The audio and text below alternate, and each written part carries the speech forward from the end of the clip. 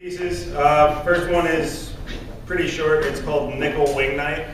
There's a bar in Saratoga that has Nickel Wing Night, which is just incredible.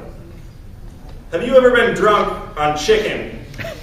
It costs more for an extra cup of blue cheese than it does for me to order 10 more wings. Can you beat the record for most wings eaten in a single night? It's 112. How many baskets can you put back, pitcher after pitcher, full of lager, full of pilsner, full on heartburn? What's the record for fastest artery clogging? Does anyone know how to dislodge a chicken bone from my friend's throat? He got a bit greedy, a bit aggressive, and one of the rest of us would do it, but we're too busy laughing and licking our fingertips.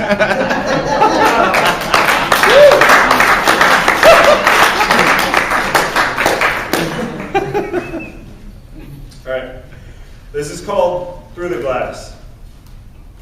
It's new. When we were 18, a group of friends and I spent a long weekend at my buddy's camp on Loon Lake in the Adirondacks.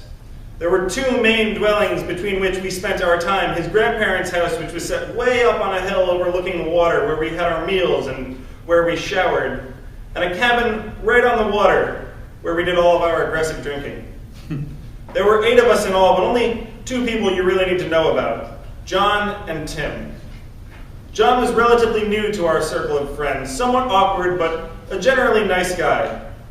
Tim was and is a dick. Immature, quick to violence, self-conscious, and selfish. The only reason he was there was that he had been friends with Joe since birth, and Joe was too nice of a guy to tell him that he couldn't come. So Tim is constantly belittling John as the new guy in the group to assert his dominance in an otherwise non-existent hierarchy, lest we view him as low man on the totem pole, which some of us may or may not have already been doing anyway. So after lunch on Saturday, someone suggested we play one drinking game or another in the cabin, an idea that proved favorable to all of us.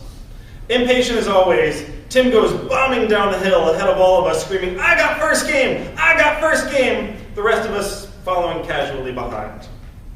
When he reached the bottom of the hill, he took a bounding step onto the front bumper of John's green Ford Escort, the next onto the hood, and before my brain could even process the thought of, "What is this asshole doing?" we heard an extremely unsettling crunch.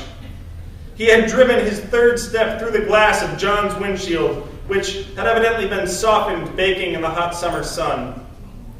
And before my brain could even process the thought of, "Holy shit, Tim just drove his leg through the windshield of a car. He's probably going to need stitches. Is it appropriate to be laughing this hard?"